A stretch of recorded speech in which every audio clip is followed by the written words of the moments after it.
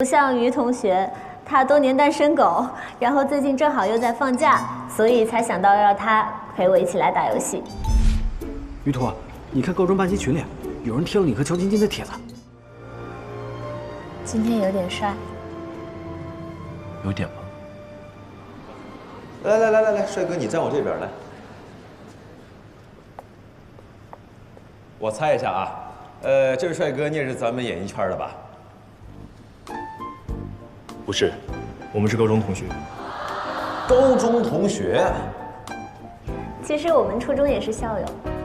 哦，很有缘分啊！初中校友，高中同学，那大学？大学就不是了，毕竟我没有考上清华。哇，这一下我相信你游戏一定打得很好。那你跟晶晶应该是多年的好友了？不是啊，之前我们失去联络很多年，最近因为一直打游戏，所以才又重新熟起来。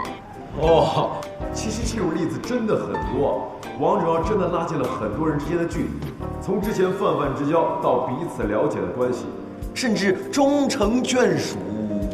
我没有说你们啊。要是上热搜的话，我找你啊。糟了，你还记得上次晶晶高中同学那个爆料帖吗？现在晶晶把于老师请上去，又说是高中同学，清华毕业，100%有网友把那个帖子扒出来，然后就会有人猜出来，当初拒绝晶晶的就是于老师。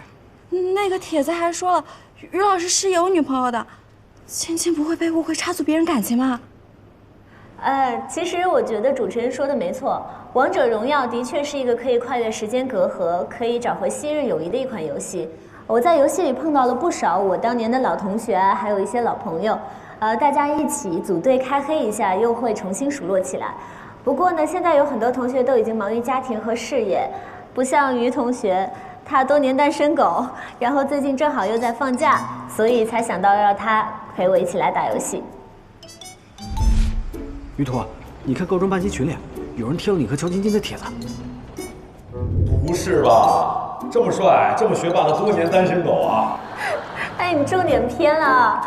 不过我也觉得很奇怪，更何况他游戏打得又那么好。不奇怪，你也是。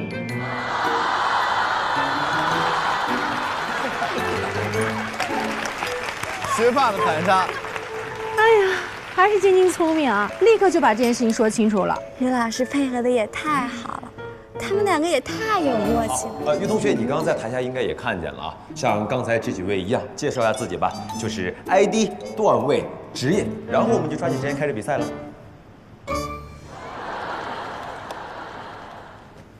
大家好，我的 ID 叫玉兔捣药，段位王者50星，职业是航天设计师。哦，航天设计师，太厉害了！造物舰吗？好物我知道。不是，我从事深空探测方向。太专业了哈。好，我不问了。